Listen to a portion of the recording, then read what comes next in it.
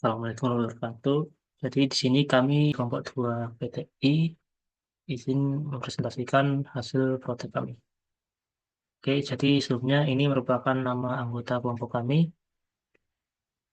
Oke, jadi modul satu yaitu product development. Oke, jadi latar belakang pada produk kami yaitu adalah gadget itu kini digunakan oleh anak-anak dan balita meskipun belum memiliki kebutuhan mendesak untuk menggunakannya. Nah, anak-anak usia 8 tahun ke bawah itu merupakan golden age dari perkembangan otak anak, di mana 80% perkembangan kecerdasan terjadi pada masa-masa ini. Dapat lihat di gambar ini, itu eh, terlihat bahwa anak usia 4 tahun ke bawah atau balita sejumlah 20% itu udah menggunakan gadget dan 19% di antara itu udah mengakses internet. Nah, di sini ada poin plus dan poin minusnya. Jadi, poin plus atau positifnya itu dapat meningkatkan pengetahuan dan juga kreativitas balita melalui aplikasi yang edukatif. Minusnya itu adalah ketergantungan, menurunkan konsentrasi, dan juga mengurangi minat baca anak. Masalahnya yaitu adalah balita sudah menggunakan gadget meski belum ada kebutuhan yang mendesak. Kemudian penggunaan gadget berlebihan pada balita menyebabkan ketergantungan dengan dampak negatif. Gadget juga berkontribusi pada menurunnya minat baca anak. Anak-anak misalnya menggunakan gadget umumnya kurang berinteraksi dengan lingkungannya. Nah, produk edukasi untuk anak-anak ini dinilai kurang menarik dan interaktif, sehingga anak-anak kemudian pada lari ke gadget. Oke, konsekuensinya itu adalah dapat menghambat perkembangan kognitif pada anak-anak, kemudian mengurangi fokus, menurunkan minat baca, dan juga meningkatkan risiko masalah kesehatan seperti gangguan penglihatan dan juga ADHD. Nah, produk edukasi yang kurang interaktif dan akan mendukung perkembangan anak itu kurang mendukung perkembangan pada motorik dan juga kreatif pada anak. Dan itu menghambat perkembangan sosial seperti komunikasi dan juga kerjasama. Nah, Playbooks Labs itu merupakan alat pembelajaran interaktif untuk anak usia 3 sampai 6 tahun yang menggabungkan antara belajar dan juga bermain. Produk ini terdiri dari buku aktivitas berwarna dan juga kotak-kotak permainan interaktif. Anak-anak menyelesaikan tugas seperti matematika dan juga logika, lalu mencocokkannya ke jawaban di kotak permainan. Nah, jadi produk ini itu mampu untuk membantu perkembangan kognitif dan juga motorik serta keterampilan berpikir kritis bagi anak-anak. Fungsi utama dari produk ini yaitu adalah pembelajaran interaktif, alternatif untuk gadget, dan juga stimulasi kognitif dan motorik. Fitur utamanya yaitu adalah papan kotak permainan yang interaktif, desain yang menarik, dan juga materi edukatif yang disesuaikan dengan kemampuan dari anak-anak di usianya. Nah, unique selling pada produk ini yaitu adalah tanpa teknologi digital, kemudian terhadap feedback visual secara langsung, di dalamnya terdapat tentang materi-materi yang mencakup budaya, sejarah, dan juga nilai-nilai kebangsaan, yang dimana hal ini juga dapat meningkatkan cinta tanah air dan juga kebersamaan. Nah, value propositionnya yaitu adalah pengalaman belajar yang seru dan menarik, kemudian dukungan perkembangan anak, alternatif dari gadget, dan juga desain materi yang menarik, serta belajar sambil bermain. Oke, jadi prosedur penggunaannya yaitu adalah yang pertama, siapkan buku bergambar, papan grid, dan juga kartu berwarna. Kemudian, buka halaman aktivitas sesuai usia dan tingkat pendidikan anak. Kemudian yang ketiga yaitu adalah letakkan papan grid di atas halaman buku sesuai petunjuk. Yang keempat itu adalah bacakan pertanyaan dan minta anak untuk memilih kartu berwarna sesuai jawaban. Kemudian, periksa jawaban dengan membalik papan grid yang berisi kunci jawaban. Kemudian, berikan feedback. Jika salah, dorong anak untuk mencoba lagi. Kemudian yang ketujuh itu adalah ulangi kegiatan ini hingga pemahaman tercapai, dan juga yang terakhir adalah selesaikan semua aktivitas dalam buku untuk pemahaman yang lebih baik. Nah, jadi ini merupakan desain produk kami yang bahan-bahannya itu sudah sesuai dengan ISO. Dan juga ini adalah bill of material dari produk kami. Dapat dilihat dari eh, kode di sini ya, dengan komponennya, kemudian kebutuhan per unitnya, satuannya, dan juga total kebutuhannya serta dimensinya. Oke, jadi produk kami ini itu di bawah naungan dari perusahaan kami yang bernama PT Stadia Fund Indonesia. Jadi PT Stadia Fund ini itu berdiri di Surabaya pada tahun 2004 yang merupakan perusahaan yang berfokus pada perkembangan kreativitas anak melalui produk yang aman, interaktif, dan juga mendukung perkembangan sensorik serta motorik dan kognitif. Nah, jadi pada produk PT Stajavan atau produk kami ini, itu terdapat kompetitornya yang equal, inferior, dan superior. Yang equal itu adalah Fun Thinkers Book, yang inferior itu adalah Games Book for Creative and Smart Kids, dan juga yang superior itu adalah The Cow That Went Flying Activity Kit. Ini merupakan order qualifier dari produk kami. Jadi di sini ada keamanan produk, ergonomis dan interaksi pengguna, kualitas cetak, dan juga keterangan dokumen sudah sesuai dengan ISO-ISO seperti yang diberikan pada informasi berikut. Nah, order winner dari produk kami itu adalah desain edukatif yang menarik dan juga harga yang lebih terjangkau. Ini merupakan pembuatan atribut. Di sini ada atribut dan juga scale, alasan serta weight-nya. Jadi di sini dapat dilihat bahwa atribut mana yang lebih penting untuk produk kami. Ini dari eh, produk penantang kami tadi ya. Nah, itu di sini diberikan perankingan sesuai dengan bobot dari atribut tadi. Ini ada analisis stakeholder yang dimana ini kategorinya apakah itu internal atau eksternal, stakeholder, contoh stakeholder, serta peran stakeholder tersebut.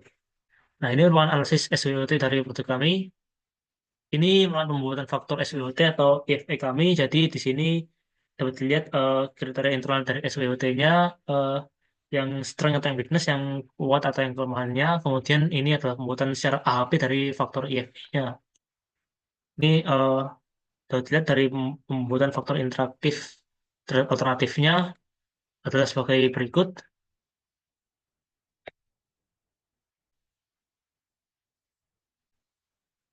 Dan ini pembuatan faktor SWOT atau EFE-nya. Dan ini adalah hasil pembuatan faktor EFE dan juga ini adalah urutan alternatif dari faktor EFE-nya. Oke, kemudian space matrix project-nya. Jadi selama perhitungan, dan ini untuk TOWS dari matriks produk kami, modul 2 marketing analysis.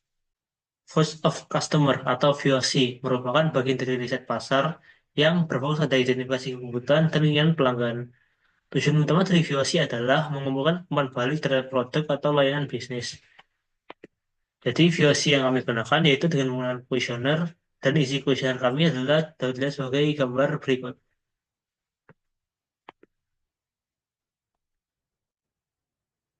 Kemudian respon dari kuesioner yang telah kami bagi sebelumnya itu adalah sebagai berikut.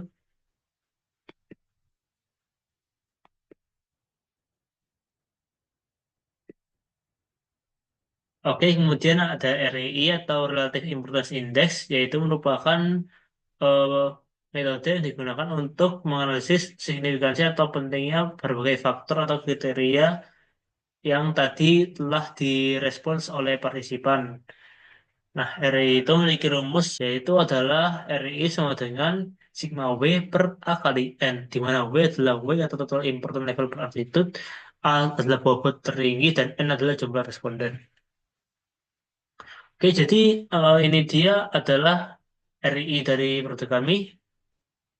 Kemudian ada Quality Functional Deployment atau QFD yang merupakan suatu metode untuk meningkatkan atau mengembangkan kualitas produk dan merancang kebutuhan pelanggan ke dalam produk yang sedang dirancang.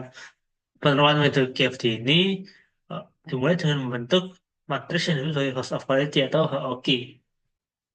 Planning matriks benchmark kompetitor. Jadi pada penyusunannya, planning matriks benchmark kompetitor ini terdapat beberapa kolom, yaitu atribut, benchmark, enterprise value, target value, indeks relatif, RII, weight, dan percent weight. Nah, untuk gambaran planning matriks benchmark kompetitornya, dapat dilihat seperti pada gambar berikut. Kemudian untuk technical response-nya atau tanggapan yang menggunakan bahasa atau istilah teknis untuk menjawab pertanyaan atau menyelesaikan masalah, saya lihat pada tabel berikut.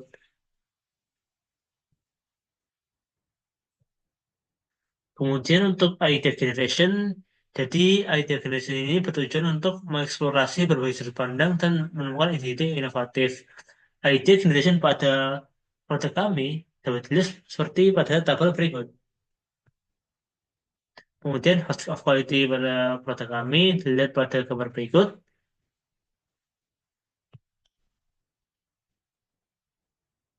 Supply and demand analysis mempelajari bagaimana harga berubah sebagai respon terhadap ketersediaan barang dan jasa.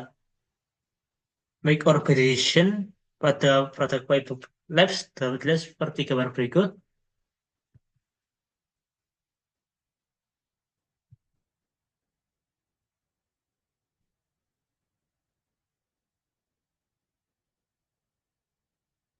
Oke, kemudian untuk supply chain-nya dapat dilihat seperti pada tabel berikut. Dan supply analisisnya. Jadi ini per material dapat dilihat seperti pada tabel berikut. Ini untuk kayu plywood, ini analisis untuk varnish, ini untuk buku bergambar, ini untuk string wrap, dan ini untuk slipcase buku.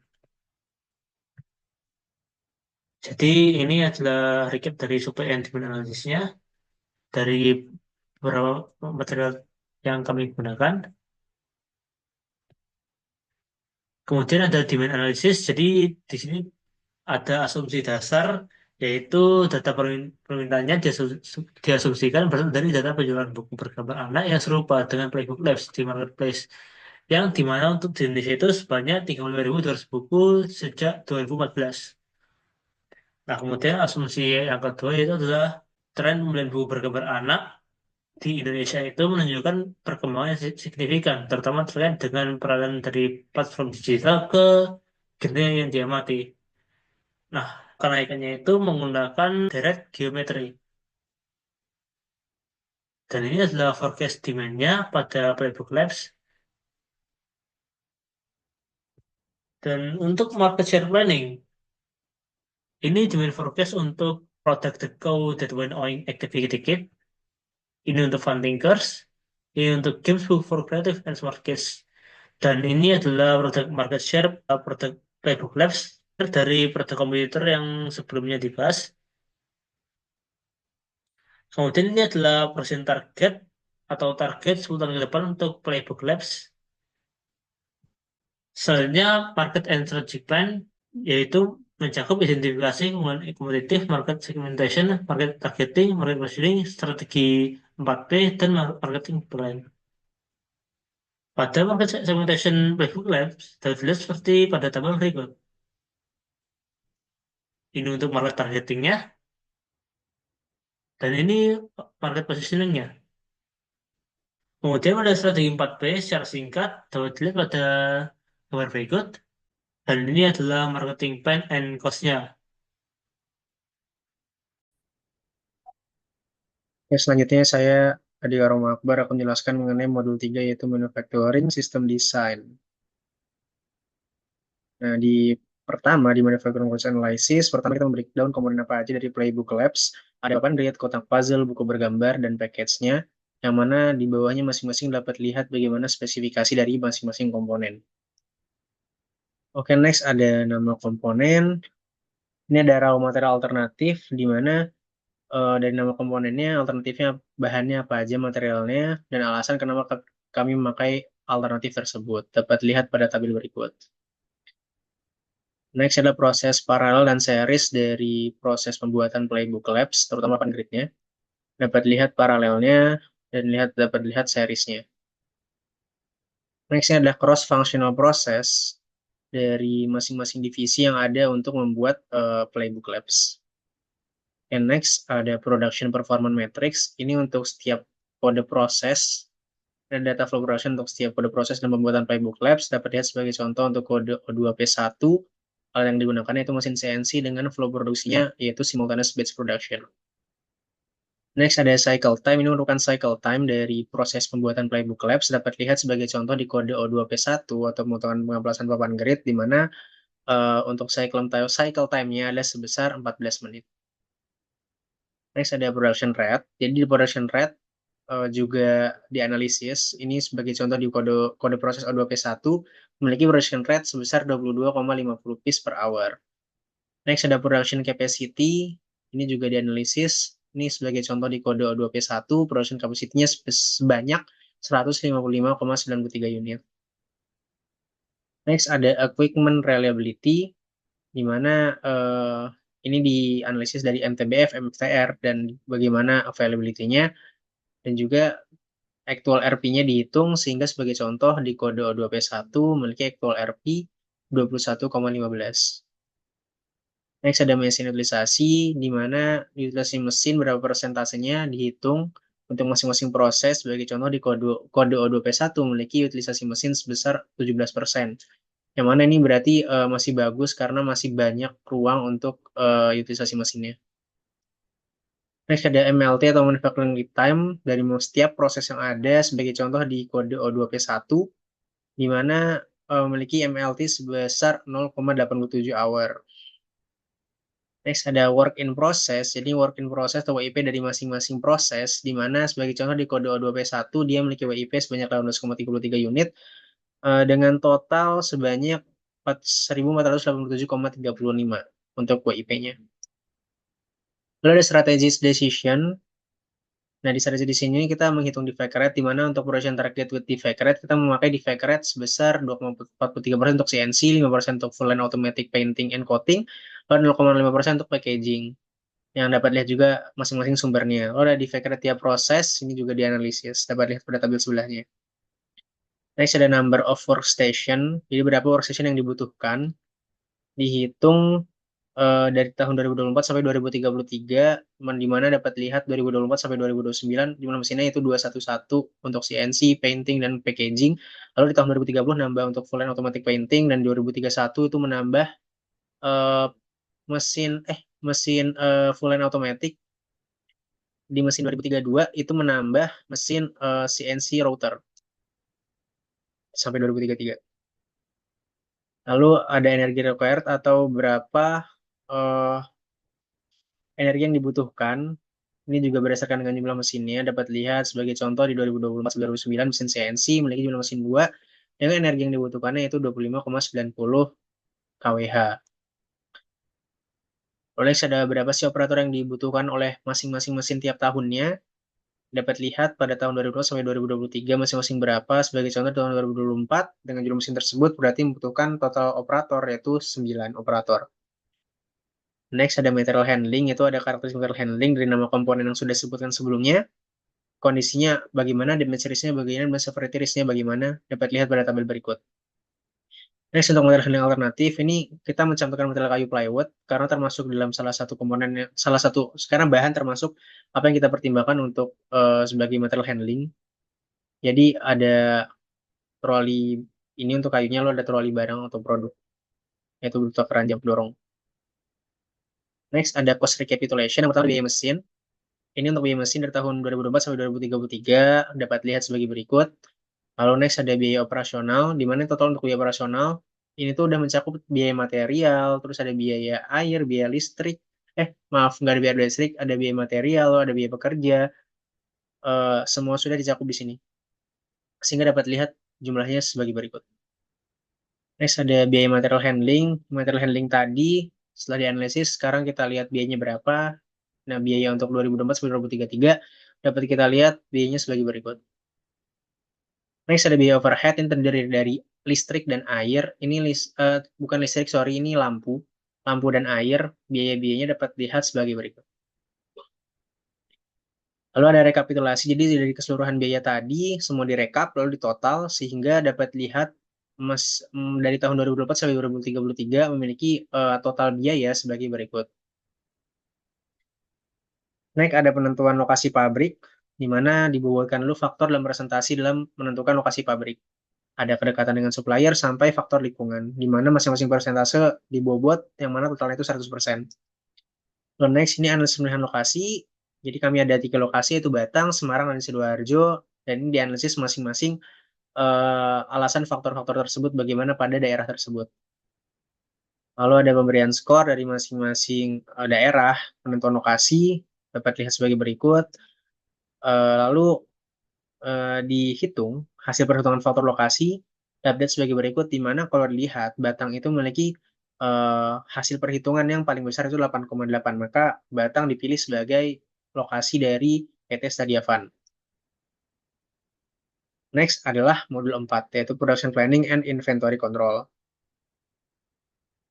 Oke, pertama agregat planning. Yang di agregat planning itu kita menentukan target produksi, di mana target produksi ini berfungsi sebagai panduan dalam melaksanakan produksi guna memastikan efisiensi serta tercapainya outputnya.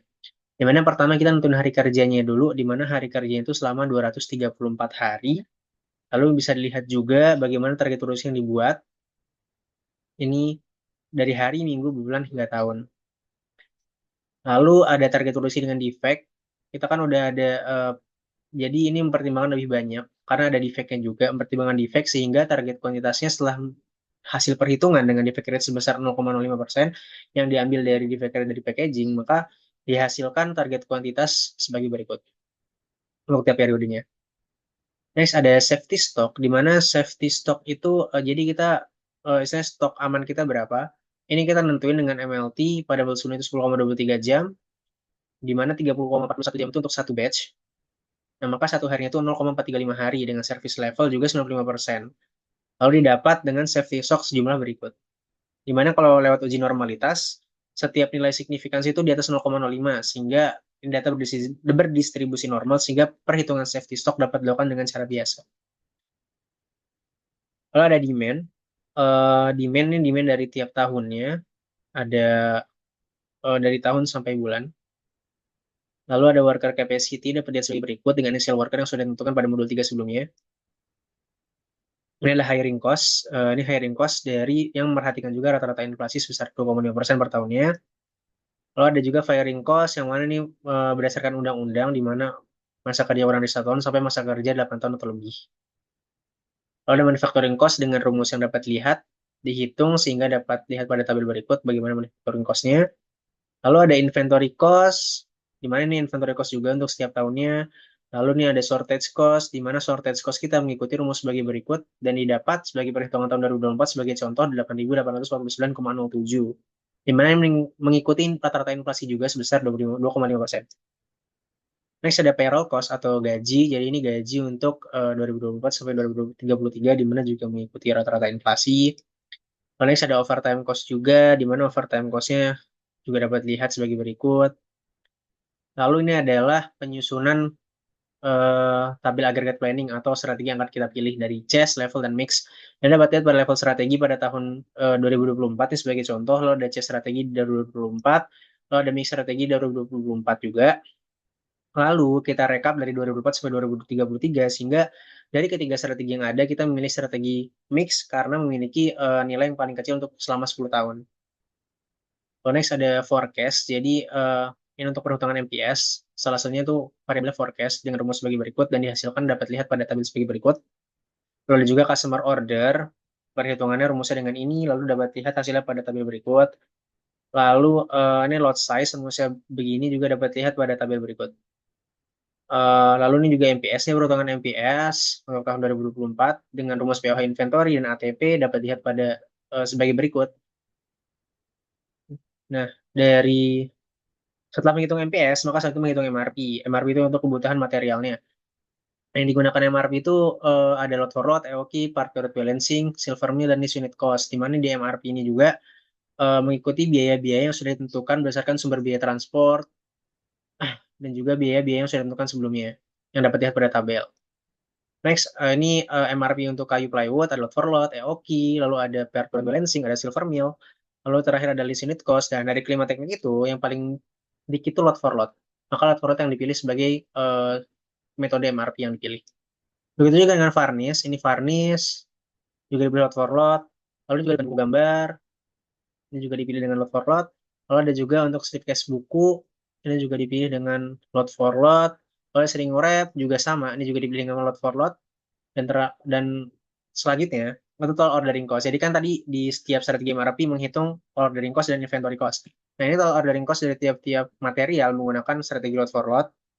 Lalu inventory cost-nya nggak ada. Kenapa? Karena load for load itu tidak mempertimbangkan inventory cost karena dia jadi langsung nggak langsung per lot langsung produksi. Jadi nggak ada inventory cost-nya.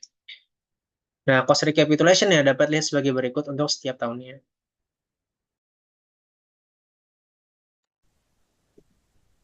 Oke, selanjutnya modul 5 tentang Designing and Managing Quality. Yang pertama ada product quality. Jadi product quality itu merupakan salah satu faktor utama yang mempengaruhi keputusan pembelian konsumen.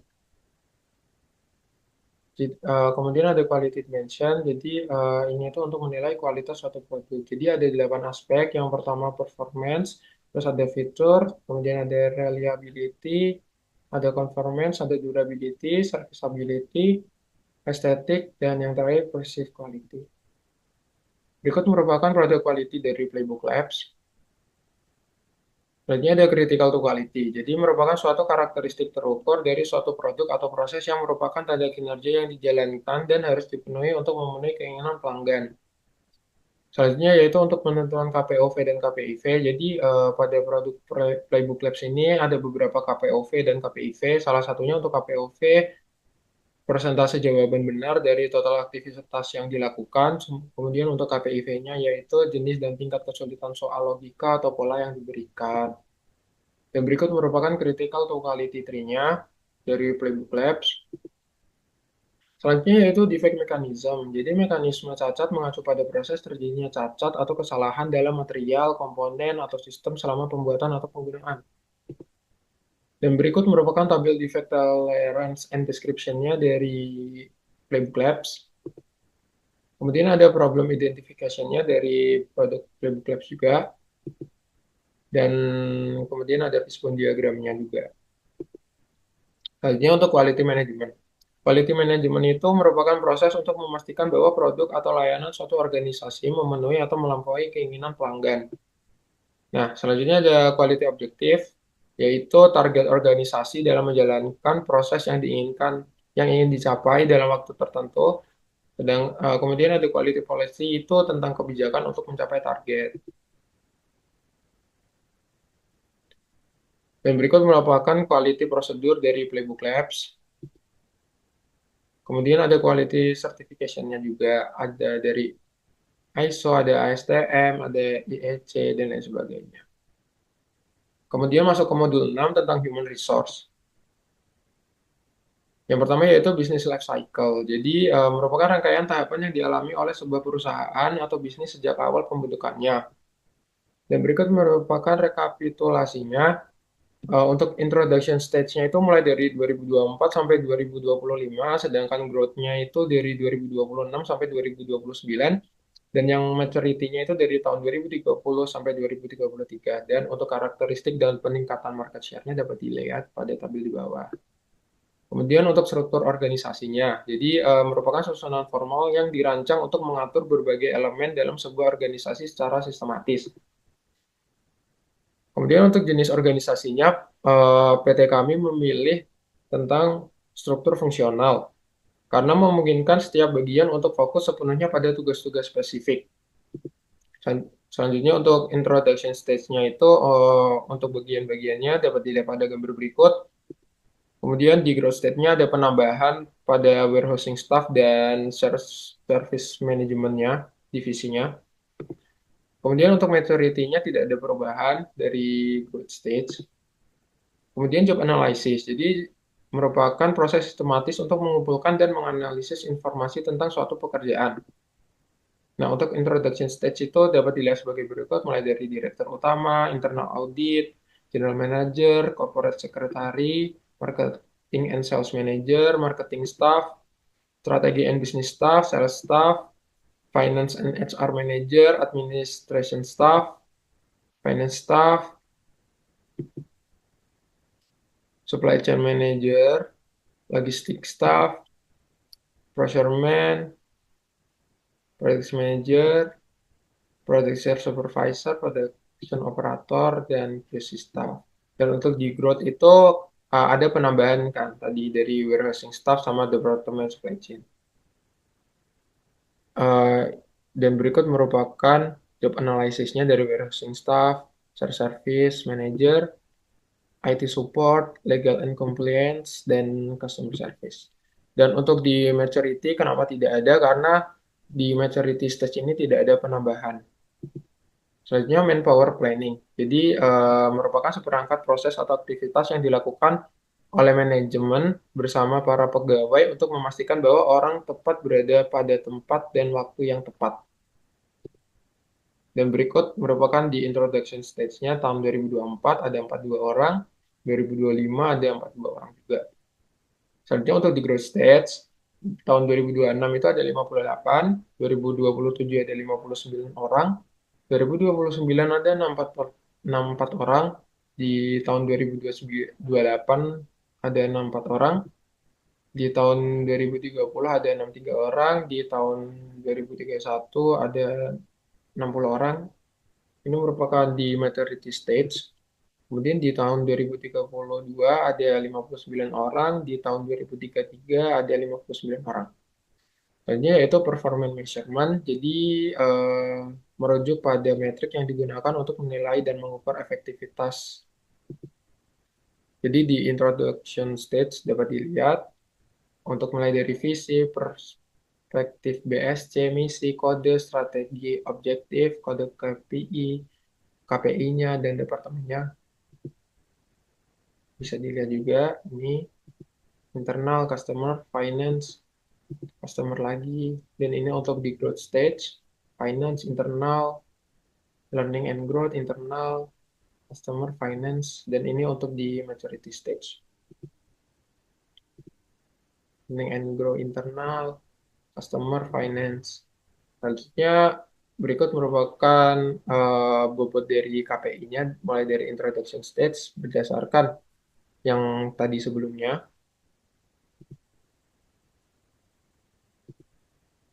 Ya, untuk ini bisa dilihat marketing and sales staff, administration staff, finance staff, human resource staff, finance and HR manager, logistic staff, procurement staff, supply chain management, manager, quality control staff.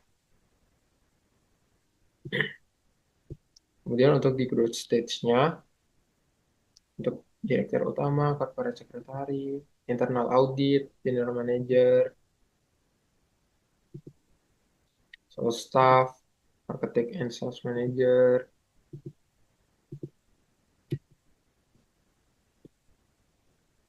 Cuman di growth stage ini ada IT support-nya, terus ada legal compliance, ada customer service, ada service manager. Kemudian di maturity stage-nya kurang lebih sama seperti yang ada di growth stage karena tidak ada penambahan dari growth stage ke maturity stage untuk divisinya maupun untuk staffnya. Kemudian worker compensation, jadi semua pendapatan dalam bentuk uang, barang langsung atau tidak langsung yang diterima oleh karyawan sebagai imbalan atas layanan yang diberikan kepada perusahaan. Ini merupakan tabel gaji pokok mulai dari direktur utama hingga production operator. Untuk base tahunnya tahun 2024. Dengan yang tertinggi yaitu direktur utama sebesar 50 juta dan yang paling rendah itu di production operator di 2.300.000 sekian.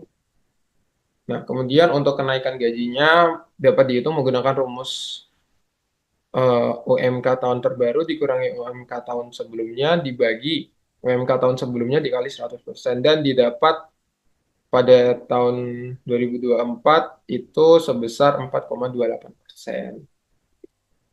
Nah, selanjutnya untuk bonus kerja. Jadi untuk rumusnya itu sigma bobot untuk kriteria J dikali nilai ternormalisasi untuk karyawan. Ya, jadi dapat dilihat pada tabel di bawah, mulai dari direktur utama hingga marketing staff. Jadi ini itu sesuai dengan KPI yang udah dibikin tadi, terus dibobot. Ini. Dan setelah itu bobotnya itu dikali dengan gaji tahunan dia, gaji bulanan dia, sorry. Kemudian dapat ditentukan bonusnya. Sebagai contoh untuk direktur utama tadi gajinya 50 juta, terus dikali dengan bobotnya yang tadi, dan didapat bahwa bonusnya itu 40 juta sekian. Dan berikut merupakan tunjangan pekerja, ada jaminan hari tua, ada jaminan kecelakaan kerja, ada jaminan kesehatan, jaminan kematian, jaminan pensiun, dan THR.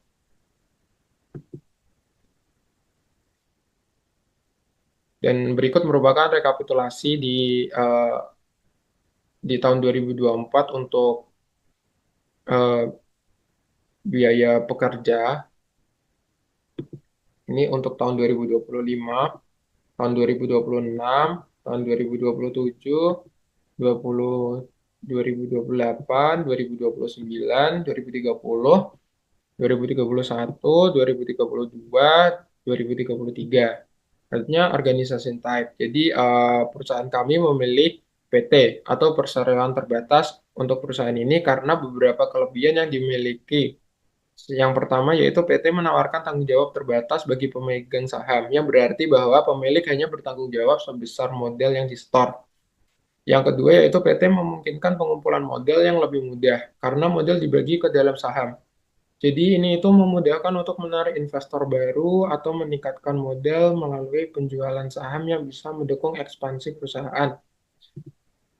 Dan mungkin cukup sekian. Untuk selanjutnya mungkin cukup sekian, untuk selanjutnya dapat dilanjutkan oleh teman saya. Baik, selanjutnya saya akan menjelaskan tentang modul 7 yaitu perancangan fasilitas. Baik, yang pertama yaitu tahap 1 analisis lokasi pembangunan pabrik, di mana pabriknya akan didirikan di Kota Batang. Lalu detailnya kita akan mendirikan pabrik di kawasan industri terpadu Batang atau KITB. Lalu tahap 2 analisis desain fasilitas, kita melakukan pada 3 fase yaitu fase pre-construction, operasional, dan juga development. Lalu yang pertama terdapat analisis kebutuhan ruang yang mencakup kebutuhan stasiun dan ruang dan kebutuhan tenaga kerja yang seperti tertera pada gambar. Lalu dilakukan penentuan pada setiap ruang. Yang pertama yaitu ruang besar office pada ruang besar direktur utama. Pada fase pre-construction belum ada karena pada fase ini ruangan operasional belum dibentuk. Lalu pada fase operasional didapatkan ukuran ruangan seperti pada gambar. Lalu untuk pada fase development, lalu dilakukan rekapitulasi untuk ruang besar seperti pada gambar. Yang kedua untuk ruang besar lantai produksi, sebagai contoh ini pertama cutting station pada pre-construction sama belum ada pada fase operasional seperti pada gambar berikut dan fase development seperti pada gambar berikut. Dan berikut merupakan rekapitulasi ruang besar untuk lantai produksi. Lalu selanjutnya untuk ruang besar parking area. Pada parking area ini perlu ditentukan yang pertama yaitu jumlah parkir yang dibutuhkan untuk parkir mobil, jumlah parkir yang dibutuhkan parkir motor, lalu alokasinya untuk parkir mobil dan motor. Lalu juga diperlukan untuk menentukan ukuran tempat parkir mobil mengikuti special requirement seperti pada gambar berikut. Lalu untuk ukuran tempat parkir juga harus ditentukan untuk parkir mobil dan parkir motor. Lalu didapatkan tata letak parkir mobil dan motor seperti pada gambar berikut untuk fase operasional dan berikut pada fase development. Lalu selanjutnya untuk ruang besar kafetaria dilakukan penentuan ukuran mengikuti klasifikasi seperti pada gambar sehingga dapat ditentukan ukurannya pada fase operasional dan development untuk ruang besar kafetaria. Lalu selanjutnya untuk ruang besar bahan baku sebagai contoh ruang penyimpanan bahan baku pada fase operasional dapatkan ukuran ruangan seperti pada gambar dan juga development seperti pada gambar. Lalu selanjutnya untuk ruang baros bahan menjadi pada fase operasional dapatkan ukuran ruangan seperti pada gambar dan juga development seperti pada gambar berikut. Lalu untuk shipping area pada operasional dapatkan ukuran ruangan yang tertera seperti pada gambar dan juga development seperti pada gambar. Lalu terdapat ruang besar toilet juga ditentukan operasional dan development. Lalu terdapat berikut merupakan rekapitulasinya. Lalu untuk musola, terus terdapat juga untuk security post. Pada security post terdapat pada pre-construction terdapat ukuran karena pada pre-construction ruangan security post sudah dibuat. Baik, setelah melakukan penentuan berikut, dilakukan analisis activity chart relationship pada fase pre-construction, operasional, seperti pada gambar dan juga development. Setelah penentuan activity chart relationship, ditentukan juga pada activity relationship diagram pada tiap ruang. Yang pertama, ruang besar untuk pada fase pre-construction belum ada, karena belum ada, jadi akibatnya pada cutting station, coating, dan painting, dan lain-lain, station ini belum dibutuhkan. Ruang besar lalu untuk fase operasional, didapatkan worksheet ARC pada lantai produksi seperti berikut. Lalu didapatkan hasil ARD seperti pada gambar. Lalu untuk fase development-nya seperti ini. Setelah menentukan activity relationship diagram, ditentukan juga space relationship diagram pada fase operasional, dapatkan hasil SRD seperti pada gambar. Setelah melakukan hasil SRD juga dilakukan analisis menggunakan block plan. Lalu untuk fase development seperti ini. Setelah melakukan itu, dilakukan penentuan pada fase 3 yaitu detail layout, yang dimana yang pertama activity relationship chart detail layout plan dilakukan juga pada fase pre-construction, operasional, dan juga development untuk lantai produksi. Lalu terdapat juga pada ruang office ditentukan juga untuk operasional development. Setelah itu dilakukan juga penentuan activity relationship diagram pada lantai produksi yang dimana berikut merupakan pada fase operasional, berikut merupakan worksheet ARC-nya, setelah worksheet ARC ditentukan, berikut merupakan hasil ASRD yang didapatkan. Lalu berikut untuk ruangan office, pada fase operasional yang tadi, berikut merupakan office pada fase development.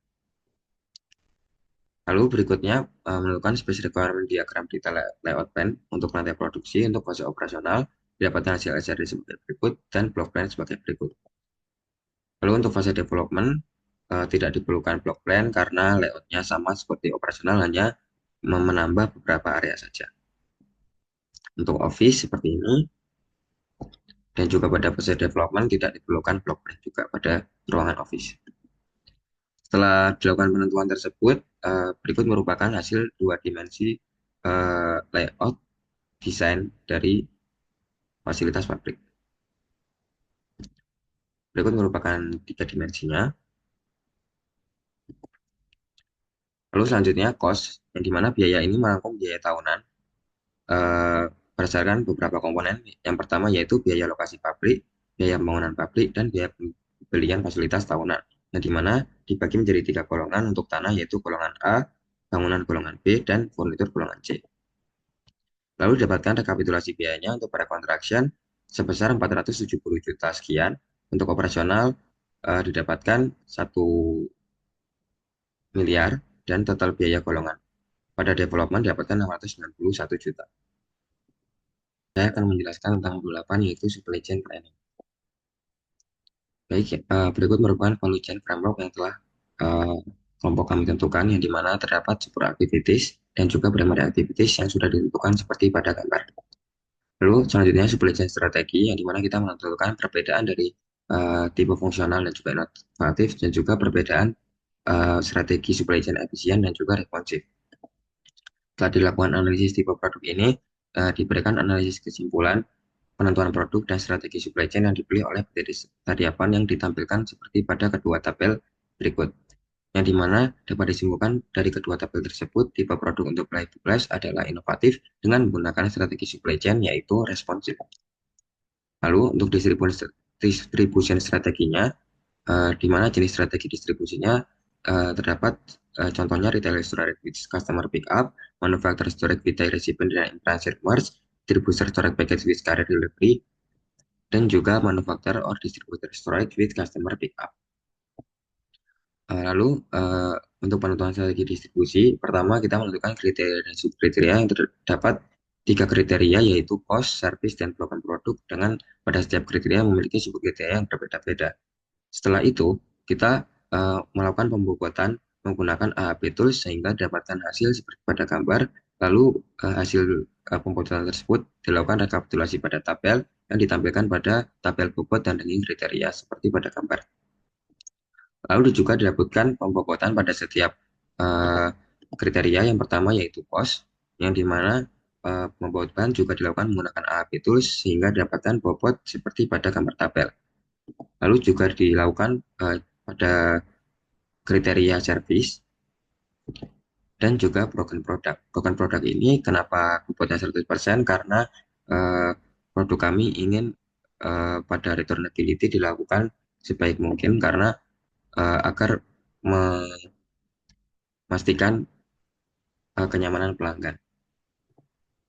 Lalu untuk analisisnya dapat disimpulkan bahwa pada strategi retail storage with customer pickup ini memiliki bobot yang sangat besar yaitu 8,282, sehingga strategi ini dipilih sebagai strategi distribusi. Lalu untuk stakeholder identifikasinya, pertama supplier selection yang dipilih oleh PT Tadiapan yaitu pada PT Enwit Batang, Tri Royal, CV Selvietera, PT Dwi Indah, dan juga PT Mahada. Sedangkan untuk retail selection yang dipilih untuk introduction stage yaitu Gramedia Semarang Pangandaran, growth stage-nya Gramedia Matraman dan Gramedia Merdeka. Sedangkan pada maturity stage kita tidak memilih retailer, kita berfokus pada meningkatkan penjualan pada retailer yang sudah terbukti efektif untuk mengendalikan biaya operasional serta memperdalam penetrasi pasar di lokasi yang ada.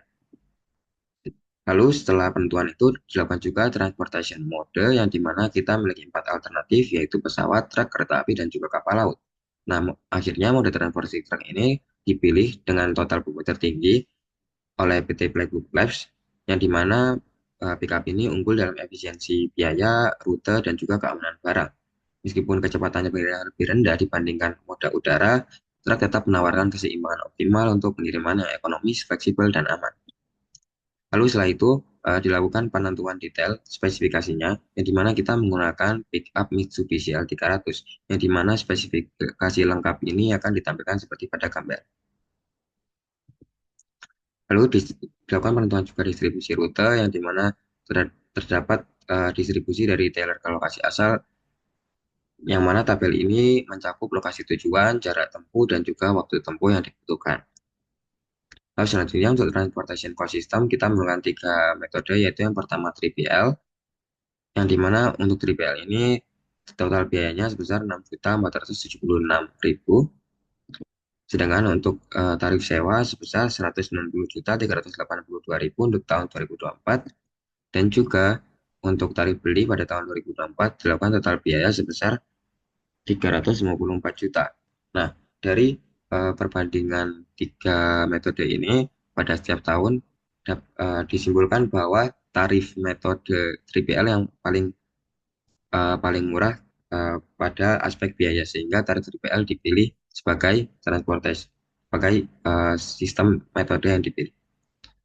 Baik, di sini saya akan menjelaskan modul 9, yaitu Risk Analysis of Social and Environment. Kemudian pertama-tama akan dibahas mengenai batas wilayah dampak, yang sebelumnya akan dibahas mengenai komponen lingkungan. Di sini terdapat 2, yaitu Environmental Impact Assessment dengan masing-masing komponennya, dan juga Social Impact Assessment dengan komponennya masing-masing. Kemudian berikut adalah batas proyek, dapat dilihat pada gambar pada batas berwarna merah, di mana luas area tersebut adalah 1,6 hektar yang berlokasi di dekat Jalan Tol Semarang-Batang, kilometer 371 di Batang, Jawa Tengah, dengan koordinat berikut.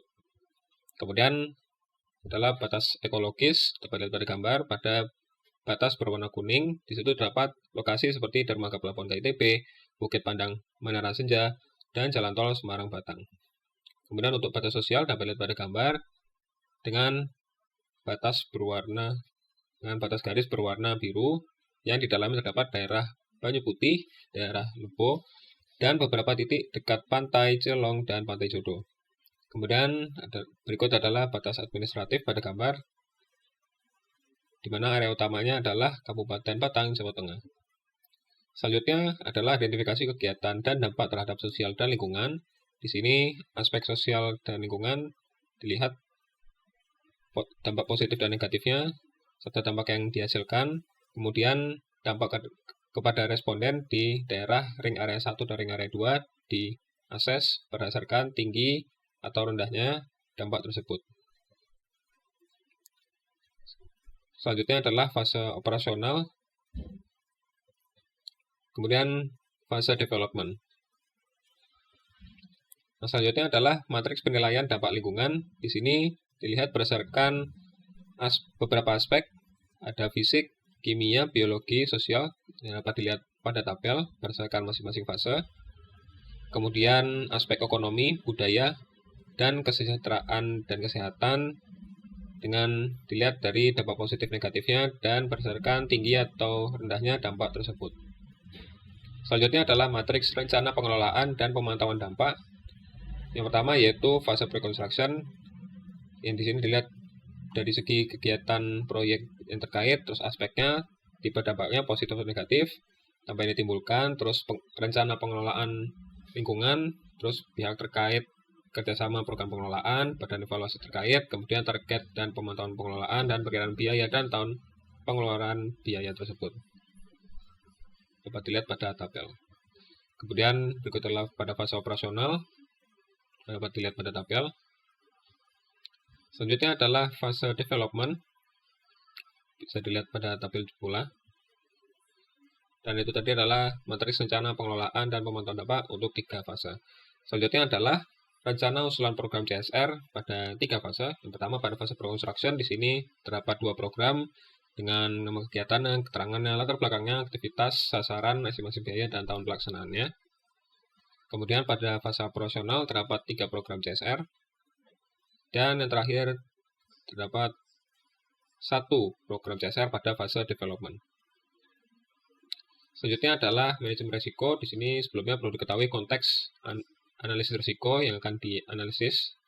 Yang pertama yaitu perusahaannya, yaitu tentunya kami adalah PT Sadia Fund yang bergerak di bidang mainan anak yang edukatif dan inovatif yang menghasilkan produk berupa Playbook Labs.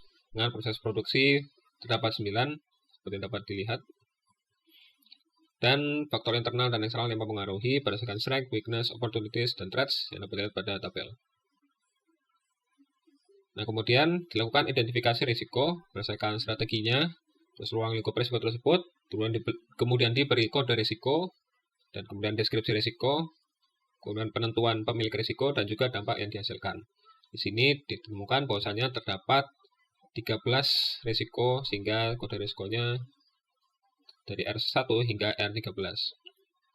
Selanjutnya, risiko tersebut diberi penilaian berdasarkan likelihood dan juga severity. Pada tabel berikut itu adalah tingkat atau penilaian likelihood dan severity berdasarkan contohnya dan juga ratingnya, dan di bawahnya adalah tabel penilaian masing-masing risiko untuk nilai likelihood dan juga nilai severity-nya. Nah, kemudian untuk evaluasi risiko itu digunakan persamaan, yaitu nilai probability dikali nilai likelihood yang menghasilkan risk score. Dapat dilihat pada masing-masing kode risiko terdapat risk score masing-masing yang kemudian di mapping pada tabel berikut berdasarkan tinggi atau rendahnya dampak tersebut. Nah, kemudian masing-masing kode risiko tersebut kemudian dilihat penanganan risiko apa yang cocok berdasarkan bentuknya, baik itu avoid, transfer, reduce, dan accept. Dapat dilihat pada tabel. Dan yang terakhir adalah rekapitulasi biaya penanganan risiko untuk setiap tahunnya, untuk biaya pengelola limbah, biaya program CSR, sehingga total seluruh biaya untuk penanganan risiko adalah sekitar 1,2 miliar. Baik, selanjutnya adalah modul 10 tentang financial analysis. Pertama adalah dibahas mengenai asumsi dasar. Pertama, planning horizon, dapat dilihat pada detailnya pada tabel berikut. Selanjutnya, inflation rate yang digunakan pada perusahaan kami adalah sebesar 0,5% dengan deviasi 1%.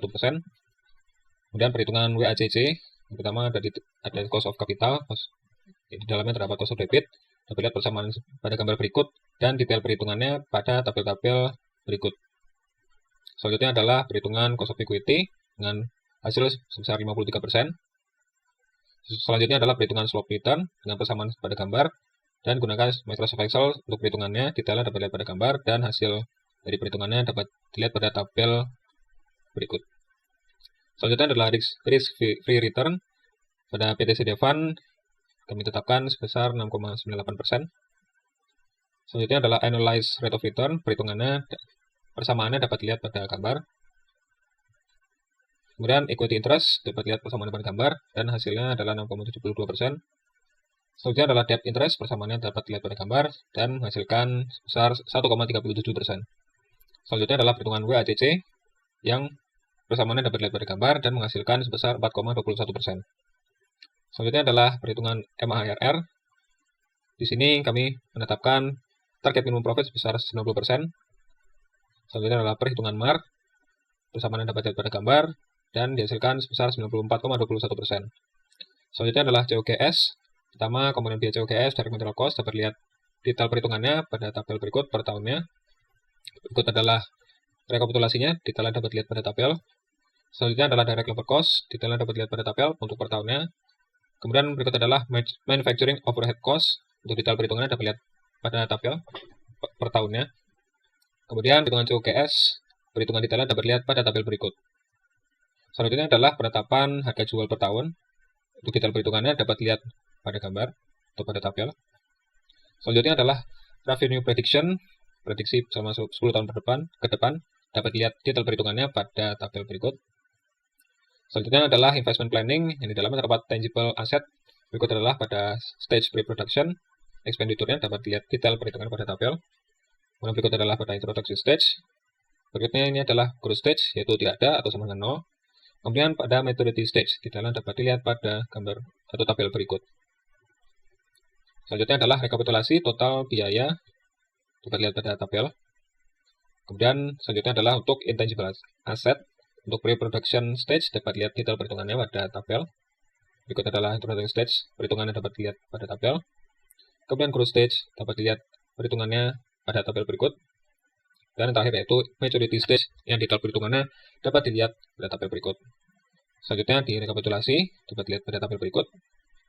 Dan kemudian menghitung depreciation and amortization, kami menggunakan 3 metode. Yang pertama yaitu straight line, berikut adalah persamaan dari straight line yang digunakan. Berikut adalah perhitungan secara detailnya, terlihat pada tabel berikut. Kemudian metode kedua adalah sum of your digit, berikut adalah persamaan yang digunakan. Dan berikut adalah hasil detail perhitungannya, terlihat pada tabel. Dan yang terakhir yaitu digunakan metode double declining balance dengan persamaan berikut. Dan berikut adalah perhitungan dari detail perhitungannya dengan metode tersebut, dapat dilihat pada tabel. Nah, setelah direkap, dapat dipilih metode double declining balance karena paling optimal. Hal yang sama pada amortization, berikut adalah detail perhitungan straight line, metode straight line dapat dilihat pada tabel.